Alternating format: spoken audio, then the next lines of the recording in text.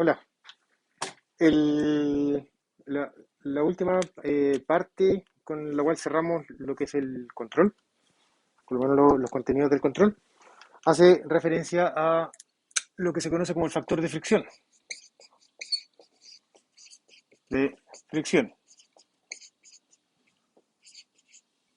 en tuberías, ¿ya? Que no es nada más que el F, que por el momento hemos trabajado sobre sobre el supuesto que el F es un dato que se conoce, pero en la práctica no es un dato, sino que el F es función de el flujo y además de la tubería, ¿ya? Del material de la tubería. Si tenemos una tubería de PVC, ustedes podrían intuitivamente decir, mira, si es que tengo una tubería de PVC más o menos lisa. En cambio, si tenemos una tubería, no sé, pues de madera, como en algún minuto hablé, la rugosidad de la madera que está en contacto con el fluido, con el agua, eso también va a estar produciendo algún tipo de modificación en términos del factor de fricción que es diferente al que uno esperaría que exista en el caso de una tubería lisa. El, el análisis detallado para poder determinar qué es lo que pasa con el factor de fricción viene de la teoría que está detrás de todo esto acá, es lo que está asociado a la capa límite,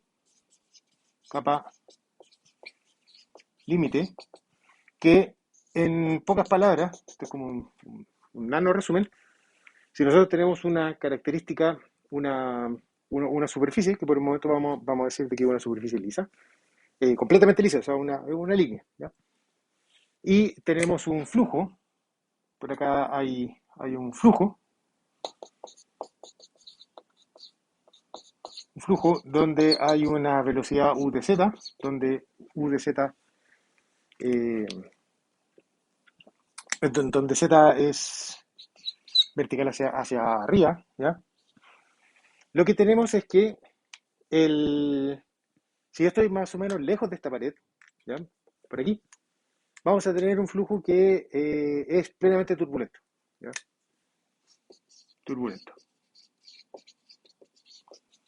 ¿ya? ¿Y esto por qué? Porque esencialmente la turbulencia, si se acuerdan que el número de Reynolds era una velocidad por una distancia, digo, por la viscosidad. Eh, si yo estoy en la mitad de la nada, ¿ya? Imagínense, estoy en la mitad no sé, sobre Santiago, en la atmósfera sobre Santiago. Las distancias que caracteriza ese flujo son distancias enormes, ¿ya? Por lo tanto, los números de Reynolds que uno espera tener en, en flujos que están lejos de condiciones de borde son grandes, porque no hay nada en la práctica que restrinja al flujo. Entonces uno tiene un flujo plenamente turbulento. Sin embargo, cuando nos vamos acercando a las paredes, eh, ya la pared propiamente tal comienza a ser importante en el sentido de que aquí en las paredes se tiene que la velocidad es igual a cero, todo tipo de velocidad, ¿ya? Cuando estamos hablando de una condición de borde de no resbalamiento, o sea, eh, tenemos una velocidad que es igual a cero y nosotros por otro lado sabemos que el hecho de que existe una velocidad igual a cero es la que en la práctica, en el contexto de que hay algún tipo de flujo de gran escala por arriba, es lo que explica que se generen los gradientes verticales de la velocidad que se necesitan para poder para poder que actúen los esfuerzos de corte. Tau es igual a mu por du de z, ¿ya? Y ese du de z existe gracias a que yo tengo una cierta parte, una condición de borde que me dice acá la velocidad es igual a cero.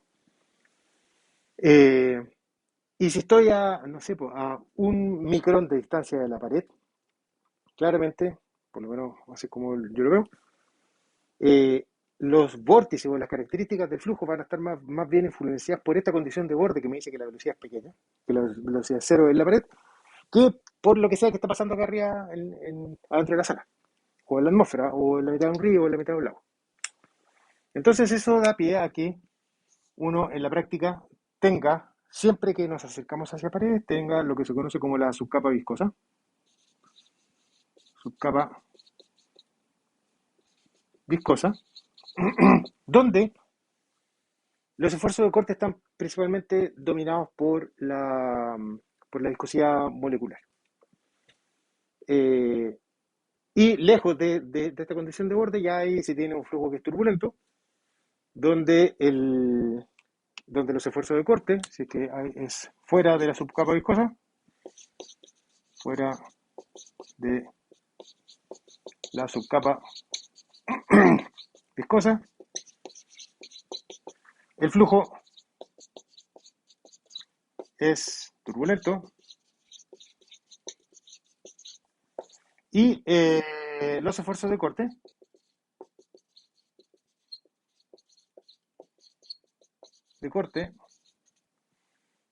dependen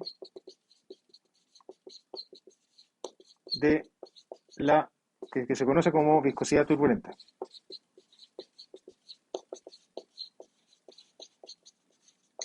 que es propiedad del flujo. ¿Ya? O sea, depende de todo lo que es la interacción no lineal de la aceleración, esos términos v, punto, nabla, v, todos esos son términos no lineales. Mediante un trabajo que está con un poco más de detalle en el apunte, se plantean que todos esos términos de ahí tienen una interpretación muy parecida a los esfuerzos de corte, ¿ya? Y aparece una viscosidad que se conoce como viscosidad turbulenta, que es propiedad del flujo. En cambio, si nosotros estamos cerca de la velocidad de la pared, toda esa turbulencia desaparece, está fuertemente influenciada por por la condición de borde de velocidad cero, y ahí comienza a ser súper importante lo que es la viscosidad molecular. ¿Ya? Eh, entonces hay un par de conceptos. Cuando se habla de capa límite, esencialmente lo que hay detrás de esto de acá es esta estratificación vertical en términos de cuáles son los principales, clasificación vertical en términos de cuáles son los principales mecanismos que están dominando en el flujo. Si yo estoy lejos de la pared, puede tener un flujo plenamente turbulento, pero a la medida que nos vamos acercando a la pared, comienzan a ser mucho más importantes lo que son los procesos moleculares. Ya aparece este concepto de la subcapa viscosa y la capa límite es la manera genérica de cómo uno habla de que el flujo está fuertemente influenciado por las condiciones de borde de la pared. ¿Ya? Y otra de las cosas importantes es que cuando estamos hablando de flujo turbulento, se puede hacer un símil, se pueden encontrar esfuerzos de corte asociados eh, se puede asociar algo que se interpreta como un esfuerzo de corte, eh, donde aparece ahora una viscosidad, pero que no una viscosidad molecular, no es propiedad del fluido, sino que depende del flujo, ¿ya? Que se conoce como la viscosidad turbulenta, y los esfuerzos de corte directamente se calculan como du a dz multiplicado por esta viscosidad molecular. Más detalle en el apunte. Entonces, todo este análisis de acá, cuando entramos a parametrizar, cuando se entra a parametrizar con lo que conoce como la longitud de mezcla de Prandtl y una serie de otras cosas, la viscosidad turbulenta para este tipo de flujos es lo que se puede encontrar. Todo este análisis de acá es que se puede, se puede encontrar una relación entre la velocidad promedio y el U asterisco, y esta, la velocidad promedio en una tubería y la velocidad de corte, que el U asterisco es la raíz del esfuerzo de corte dividido por ρ, esta se conoce como la velocidad de corte,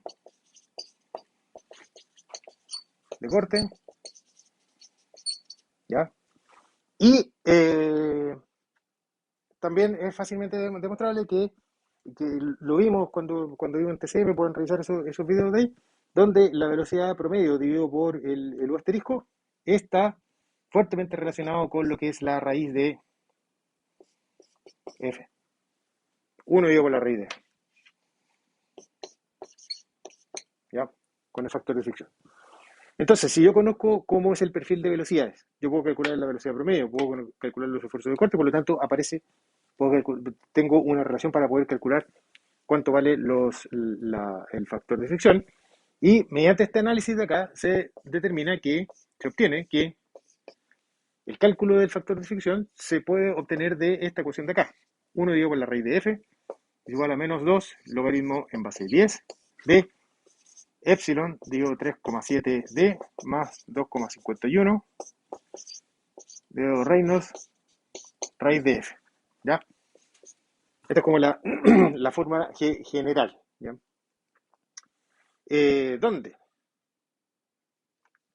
Epsilon es como la aspereza de la tubería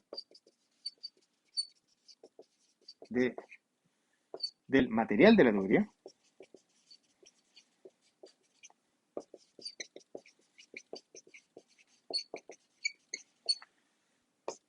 Reynolds es igual a la velocidad promedio por el diámetro dividido por la viscosidad. Velocidad en la tubería, que no es nada más que el caudal dividido por el área. ¿Ya? Y eso. Entonces depende de lo que les decía, depende del material de la tubería, que está escrito en términos de esta aspereza relativa, que cuál es el tamaño de dos irregularidades que se tienen en la pared, que son datos que se encuentran, de hecho, en la punta hay algunos valores, y depende del número de Reynolds, que lo que me está diciendo que depende del número de flujo. ¿Ya? Entonces ahora se tiene una ecuación para poder calcular el número de Reynolds, o sea, el factor de fricción que se necesita en el contexto de una tubería. Se divide en 1, se vuelve a dividir en 2, más las pérdidas friccionales, y las pérdidas friccionales son F por L dividido por D. Entonces, ¿cuánto vale F? Por el momento nosotros se lo hemos dado, pero en el caso genético, este valor de F se calcula directamente de este valor, donde en principio esta ecuación de acá está pensada para, yo calculo el Reynolds, tengo alguna idea de cuánto es el caudal, y a partir de este caudal calculo entonces cuánto vale el F que resuelve esta ecuación de acá, ¿ya? Que es una ecuación no lineal que se tiene que resolver con la calculadora o con alguna cosa en MATLAB o en Excel, ¿ya? Eh, y para poder llegar a este tipo de relaciones, lo que se necesita es entrar en las características del flujo cuando estamos estudiando qué es lo que pasa cerca de una pared, eh, que son las que permiten encontrar relaciones empíricas o analíticas para la velocidad dividido por el esfuerzo de corte o el asterisco. Y se sabe que esa cantidad de ahí es proporcional a la raíz de 8 dividido por la raíz de f, o la raíz de 8f. ¿Ya? Es algo que se conoce. El análisis está hecho en uno de los videos de TCK. Entonces, esto de acá es la manera introducir esta idea. Esta es la ecuación, digamos así. Pero también existe lo que se conoce como el ábaco de Moody, que también está en el apunte, donde, que es una cosa cuadrada, en el eje X está el número de Reynolds, en el eje Y de la izquierda está el factor de fricción, y lo que son las curvas del número de Reynolds y el factor de fricción, que son solución de esta ecuación de acá arriba, son curvas que son así.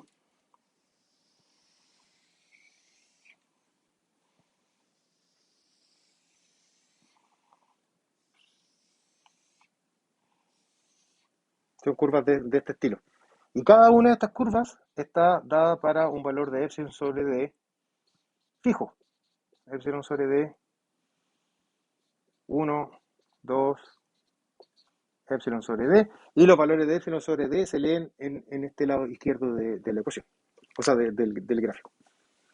Entonces, siguiendo la idea que yo les decía, este tipo de cosas está pensado, yo tengo epsilon sobre d, conozco el número de Reynolds, por lo tanto, voy, subo, intersecto la curva, y después me voy a leer en paralelo, y aquí tengo el valor del F.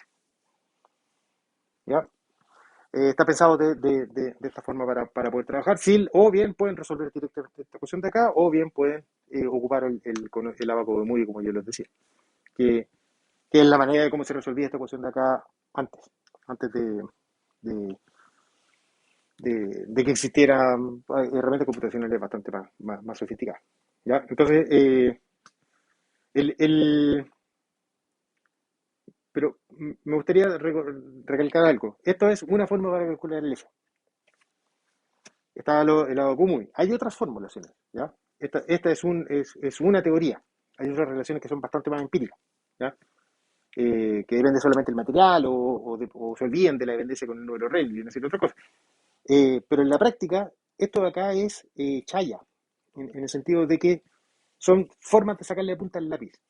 Eh, que pueden cambiar. Yo puedo resolver con una manera para calcular el F, puedo jugar otra manera para calcular el F, y todo lo que ustedes quieran. Pero lo importante es Bernoulli en 1 es igual a Bernoulli en 2 más las pérdidas. ¿Ya? Eso es lo importante, esa es como la base física que hay detrás, el principio conservativo. ¿Cómo yo calculo la pérdida? Depende del factor de fricción, que esta es una manera en la que nosotros vamos a estar ocupando. Pero esta no es la manera, sino que es una de las maneras que existe para poder calcular el factor de fricción. Hay muchas otras maneras. ¿Ya? Eh, Así que el mensaje que de alguna manera me gustaría que ustedes se les guarde en la cabeza es de que esta es una manera, que tienen que entrenar, hay que saber practicar, etcétera, todo lo que quieran, pero el foco principal es tener claridad de las grandes balanzas de energía. Bernoulli en 1 es igual a Bernoulli en 2 más las pérdidas. ¿Ya? En el próximo video les voy a mostrar un poquito acerca de estos factores de fricción, cómo se calculan, porque ahora si es que yo no conozco el caudal, tengo que, eh, tengo que decir algo y ahí se entra una dinámica más bien iterativa para calcular el número de Reynolds en función del caudal, o sea, en función del caudal, donde el caudal sale de Bernoulli igual a Bernoulli más las pérdidas. Eso me permite actualizar el valor de F y así sucesivamente un par de veces. ¿Ya? Pero esta es como la instrucción principal, donde la teoría viene del concepto de capa límite, que nos permitió encontrar esta ecuación, pero esta acá es una ecuación. Puede haber muchas otras. ¿Ya? Y de hecho hay muchas otras. Esta es la ecuación que nosotros vamos a estar ocupando en el curso. Pero hay muchas otras que ustedes se van a tomar en su vida profesional, dependiendo de los miles de problemas que eventualmente tengan. Nos vemos. Chau.